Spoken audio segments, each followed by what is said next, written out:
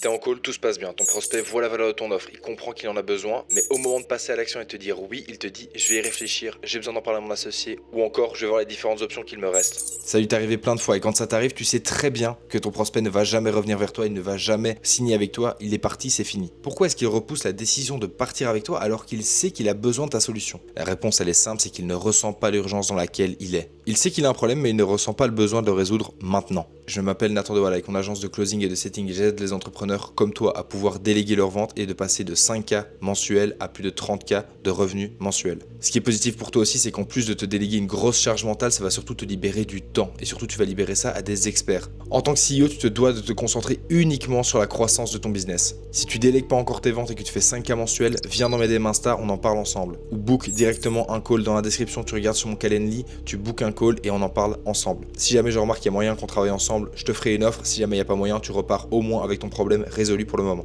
Aujourd'hui, je vais t'expliquer comment est-ce que tu dois faire pour que tes prospects prennent la décision de partir avec toi directement. Les techniques de persuasion que je vais te donner, c'est des choses que j'applique, c'est des choses que mes setters et que mes closers appliquent également dans leur travail. Et ça peut déclencher un réel déclic dans toutes tes ventes et enfin débloquer là où tu es pour le moment. Ok, on y va directement partir ensemble. Chapitre 1, pourquoi est-ce que tes prospects ne ressentent pas l'urgence? La majorité des closers et même des chefs d'entreprise, si tu n'as pas encore délégué ta vente, pensent que simplement en ayant une bonne offre et en répondant correctement aux objections, ils vont pouvoir faire des ventes. C'est faux. La décision d'achat, et j'en ai déjà fait une vidéo, est 100% émotionnelle. Et même en B2B, et je dirais même surtout en B2B, et même avec des entrepreneurs rationnels, tout ce que tu veux. La preuve, c'est que toi aussi, tu n'achètes jamais un produit quand tu comprends ce qu'il va t'apporter. Non, tu vas l'acheter quand tu ressens le besoin d'urgence de résoudre ce problème. Si un prospect te dit je vais réfléchir à la fin de ton exposition de l'offre, c'est que tu ne lui as pas assez mis la tête dans son caca. Montre-lui qu'il fait de la merde et surtout montre-lui que tu peux l'aider à arrêter de faire cette merde. Ton rôle, ce n'est jamais d'expliquer à quel point tu es génial, tu travailles bien et ton offre est chouette. Non, ça c'est le rôle de ton marketing. Ton rôle, c'est que tu dois lui montrer à quel point son problème lui coûte de l'argent, du temps maintenant et surtout dans le futur et à quel point toi tu peux résoudre ce problème. Et tu dois lui montrer à quel point sa douleur actuelle va être encore pire dans quelques mois, dans quelques années, si jamais il passe pas à l'action maintenant avec toi. Chapitre 2, comment créer de l'urgence en 3 étapes. Je vous ai expliqué pas mal de mes frameworks de vente qui fonctionnent vraiment bien, spin, closer. Pourquoi est-ce que ça fonctionne bien? C'est parce qu'en fait le prospect va lui-même énoncer sa douleur. Pour qu'il passe à l'action, il doit vraiment verbaliser le problème et surtout exprimer son besoin de changement. Perso, quand on me force et qu'on me dit ouais non tu devrais acheter ça, j'ai qu'une seule envie, c'est de surtout pas l'acheter. Par contre, quand je me rends compte moi-même qu'en fait mon téléphone il se met à bugger, il y a plus d'espace dans mon téléphone, la caméra elle fait des photos dégueulasses maintenant par rapport aux autres, que la batterie elle tient plus, tout ça c'est des choses dont je me rends compte moi-même et je me dis oh putain il faut que je m'achète un nouveau téléphone. Je vais passer à l'action, je vais verbaliser moi-même le fait de mon téléphone ne fonctionne plus, il faut que ça change. Ça doit être exactement pareil dans la tête de tes clients quand tu lui énonces ton offre à la fin. Ok, depuis combien de temps ce problème persiste chez toi? Là, ton prospect va réaliser à quel point, ah ouais putain, ça fait longtemps que j'aurais dû changer cette chose. Je te fais un petit exemple, un petit roleplay. Depuis combien de temps ce problème existe? 6 mois. 6 mois, et pendant ces 6 mois, t'as perdu combien d'argent à cause de ça? Environ 10 000 € par mois. Et là, il se rend compte que du coup, pendant 6 mois, il a perdu 10 000 € par mois, il a perdu 60 000 balles à cause de ce problème. Il l'a lui-même verbalisé, et là, t'inquiète pas que dans sa tête, il a fait le calcul tout seul. Il s'est dit, putain, 60 000 balles, j'ai perdu 60 000 balles à cause de ce problème-là. Cette question va être forte parce que ça va déclencher dans sa tête, j'ai déjà perdu tout cet argent-là, et surtout, j'ai perdu tout ce temps-là. Et ce qui va être vraiment fort, c'est sa propre réalisation à son problème. 2, la question de l'impact. Comment est-ce que ça t'affecte personnellement? Un entrepreneur pense toujours à l'impact business et tout ça, mais faut pas oublier qu'on est des êtres humains et aussi, quand des problèmes persistent dans notre business, souvent ça vient aussi se répliquer sur notre vie personnelle. Et surtout, ce qui va le faire bouger, c'est le fait qu'il se sente mieux globalement, en plus du fait que ça lui rapporte de l'argent. Par exemple,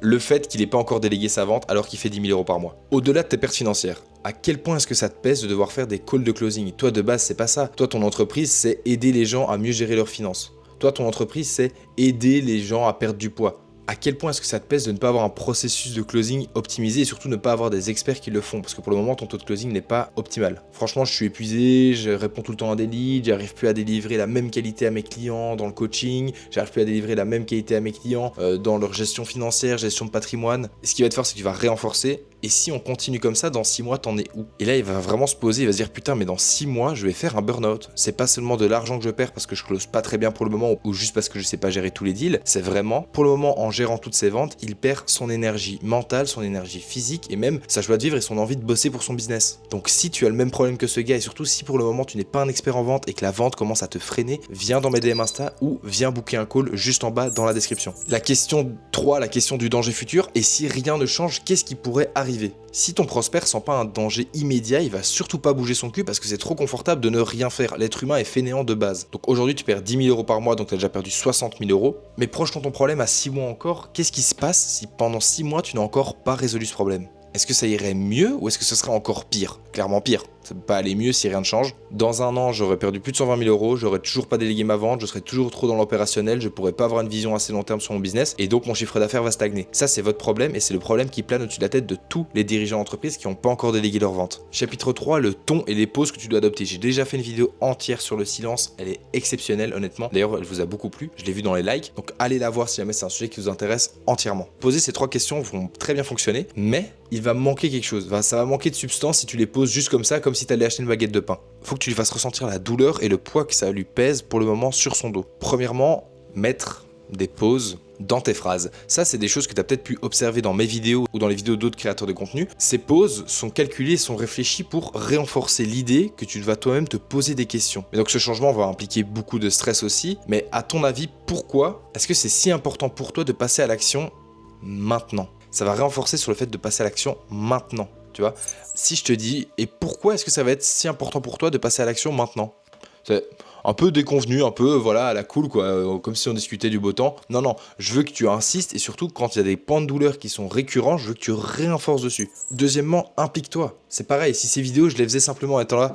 Alors, ouais, donc vous devez avoir un ton posé, vous devez vous intéresser foncièrement à la personne. Non. Je vous regarde dans les yeux, je vous explique, à côté de moi il y a un schéma où je vous explique de A à Z comment est-ce que vous devez faire et je m'implique émotionnellement dans la vidéo. C'est pour ça que c'est intéressant à regarder, ok? Si j'étais un robot ce serait chiant et c'est pareil dans vos calls de vente. Impliquez-vous, impliquez-vous, impliquez-vous, mettez un ton curieux quand vous en parlez. En fait tu dois vraiment être sincèrement curieux, sinon le mec il va sentir que c'est fake et qu'il s'en branle. Si ces vidéos je m'en battais les couilles, je vous jure que vous le ressentiriez. Pourtant c'est des choses que je veux vous expliquer parce que je veux que vous soyez meilleur en vente. Soyez curieux mais soyez-le sincèrement, ok? Moi je suis sincèrement impliqué dans mes vidéos, pourquoi? Parce que ça m'intéresse. Ce que je vous explique, c'est des choses que j'adore, c'est des trucs que je fais depuis des années et qui fonctionnent. Moi, ce que j'ai envie de faire avec vous, c'est que ça fonctionne pour vous. Je veux que vous mettiez tout ça en place, que vous vous améliorez et puis que derrière, on puisse travailler ensemble quand vous aurez enfin passé la barre des 5 000, 10 000, qu'on puisse aller chercher beaucoup plus haut. Troisièmement, la répétition dans les émotions que ton prospect va dire. Quand tu vas dire quelque chose, c'est stressant, toi tu vas dire stressant, il va lui-même approfondir son stress. Ouais, bah stressant, et il se trouve, il va donner la vraie raison de pourquoi c'est stressant.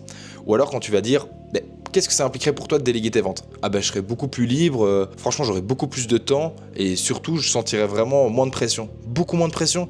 Ah bah oui, beaucoup moins de pression parce que pour moi la vente ça n'a jamais été quelque chose que j'aimais, je suis quelqu'un de nature timide de base et ça va renforcer l'émotion qu'ils viennent de t'énoncer. Chapitre 4, applique. Applique tout ce que je viens de te dire, mets en place tout ce que je viens de t'expliquer et je te jure que ça va t'aider. Tu as absolument toutes les clés pour pouvoir faire ressentir de l'urgence sans être insistant, salesy ou casse-couille face à tes prospects. Maintenant tu comprends que 1, la décision d'achat elle est 100% émotionnelle, 2, tu sais poser les bonnes questions et surtout tu sais qu'il doit verbaliser lui-même ses douleurs, 3, tu maîtrises ton ton, tes pauses pour maximiser l'impact de toutes tes phrases. Gars, je t'ai pas fait perdre ton temps. Viens me parler sur Instagram de ton problème pour le moment. Viens réserver un call si jamais tu as besoin de déléguer ta vente. Viens réserver un call si jamais pour le moment tu as juste une question dans ton processus de vente et que tu n'arrives pas à résoudre. Les gars, je vous donne un maximum de valeur au cours de toutes mes vidéos. Likez, partagez, envoyez ça à plein de personnes, abonnez-vous surtout et mettez un commentaire, je vous jure que ça m'aide. Merci d'avoir regardé cette vidéo jusqu'au bout, vous êtes des boss. C'était Nathan, c'est ciao les gars.